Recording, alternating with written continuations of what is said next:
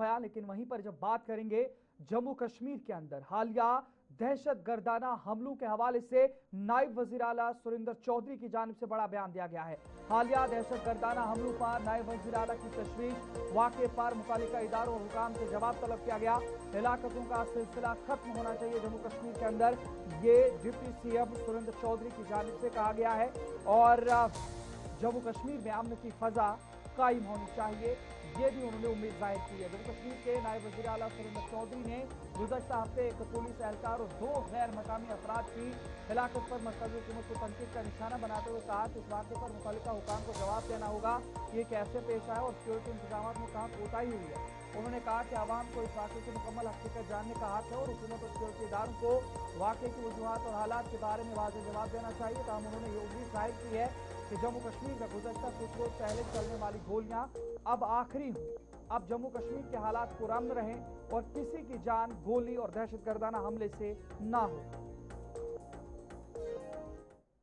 देखिए, ये तो बात इसका जो सिक्योरिटी का जहाँ ताल्लुक है कि अगर अनंतनाग के अंदर हमारा एक सिपाही शहीद हो गया, उसके बाद कुलगाम के अंदर 2 लेबरर मारे गए, और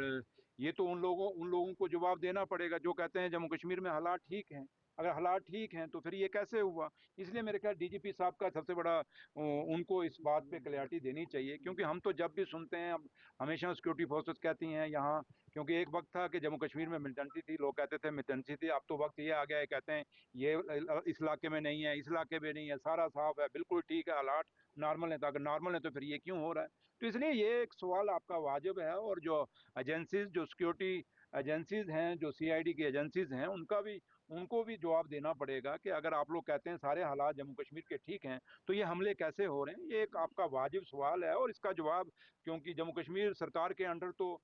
हमारे अंडर तो ये आती नहीं, सिक्योरिटी फोर्सेस आते नहीं, और जिनके अंडर आते हैं उनको जवाब देना चाहिए और उनको बताना चाहिए कि ये हादसे कैसे हो रहे हैं। हम तो यही तो कह सकते हैं कि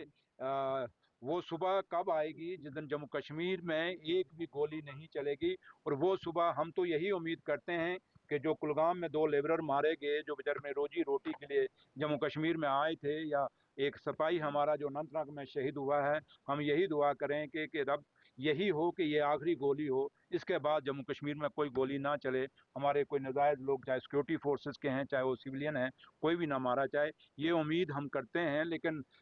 सबसे बड़ा बात कि जहाँ तक सिक्योरिटी फोर्सेस, जो लोग जिम्मेवारी पोस्ट पर बैठे हैं, जो हमेशा वहाँ से एसी रूम में बैठ के आंकड़े देते हैं, उनके ऊपर